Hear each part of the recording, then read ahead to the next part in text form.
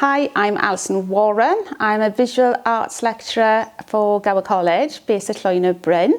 I teach warm glass techniques, and we do all kinds from recycled glass to using bullseye and working in a sustainable fashion. Our role is to support you as a creative practitioner to learn new skills, processes, use new materials and new contemporary sort of ways of working with glass, and work importantly in a sustainable fashion.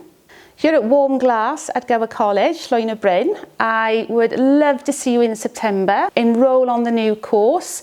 It gives you lots of opportunities, not only to learn the skills and process, but also make friends and connections along the way.